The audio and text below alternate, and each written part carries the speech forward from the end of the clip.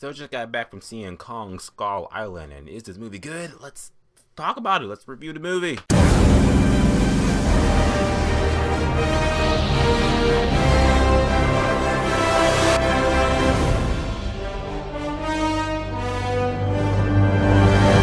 Kong Skull Island. So Kong Skull Island is an upcoming action-adventure movie that's based off of the character King Kong. Actually, the second movie in this monster movie universe they're going for that started with 2014's Godzilla, and now we have 2017 Kong Skull Island, and is the movie good? I want to say this movie is entertaining for what it is. I feel like it is a creature feature that you more or less have seen before, but that was King Kong, and now he's got his own new movie, and I feel like I appreciate the world that this movie builds upon as far as monsters exist in our world. Started off with Godzilla, and now it's like, yeah, this movie is actually like a prequel to the events of Godzilla. So now it's King Kong. You're seeing like all the monster shit that just come from that's always been here, and it's just like, yeah, Godzilla, he's just one of many. That being said, like it is the pros and cons, but I believe that Kong Skull Island is an entertaining enough movie for what it is you're getting yourself into. It's the beginning of March. It comes out next Friday. Here's what you know about the movie to go check it out. Let's talk about Kong. Start off adding the movie. This movie does have an ensemble cast. There's a lot of people in this movie, a lot of heavy hitters. There are Tom Hiddleston, Brie Larson, Sam Jackson, John C. Reilly, John Goodman. There's a lot of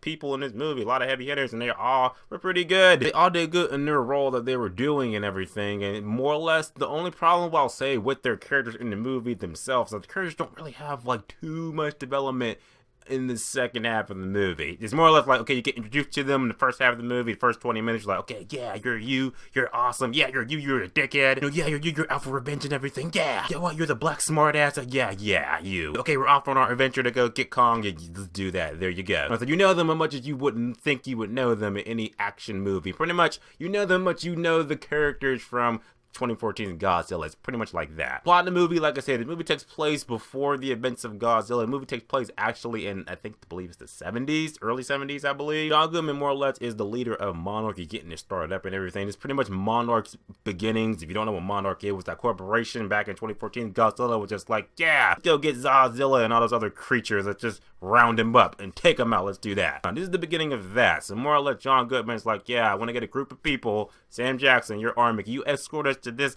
island that's apparently surrounded by a thundercloud to keep all intruders out? Take us there. I think there's something on there that we might be able to discover. So they go there, and then they discover King Kong. King Kong's just like, hey, what's up? How you doing? And then they start dropping bombs and shit on King Kong's backyard. And King Kong's just like, yeah, you know what? I'm start throwing these helicopters like Hoover back. Let's fuck them up. King Kong fucks up their helicopters. Now they're stranded on this island, pretty much trying to get off the island. And that's your movie. A bunch of people trapped on the island, and King Kong's there, and they're pretty much trying to get off the island. King Kong's pretty much just like, why don't you stay out of my way? I won't fuck you up. And there you go. Frozen movie, I will say that the action in the movie is actually really good. The action in the movie is definitely a step up from Godzilla just because of what King Kong himself can do in this movie. Being a giant ape, he's more hands-on, more flexible. I mean, when King Kong's just grabbing these helicopters, just throwing them like fucking frisbees and just smacking them and just stomping on people like he does stomp on people with his big gorilla man hands. And yeah, you're just like, that person's dead. King Kong's in the movie, he has two big action scenes. One first half of the movie, one like at the very climax. The first action scene that you see King Kong with, you get introduced to him really fast, is, you know, part you saw in the trailer with him taking out the helicopter shit like that. And that happens, it is cool to see. It's entertaining as fuck. And then you have the middle of the movie, we don't see King Kong at all. It's kind of just the crew, yeah, downtime. But then you get the last half of the movie, the last big action scene. You see King Kong, I'm not gonna spoil it for you, but King Kong's final action scene, it's awesome as shit because what he does is like, oh fuck yeah, this is what I want to see in King Kong vs. Godzilla. The only con I gotta say about the movie, the fact that there is a nice amount of downtime in the movie. A little bit more downtime than I thought there would be. I pretty much take the downtime from Godzilla 2014 and put it in this movie, and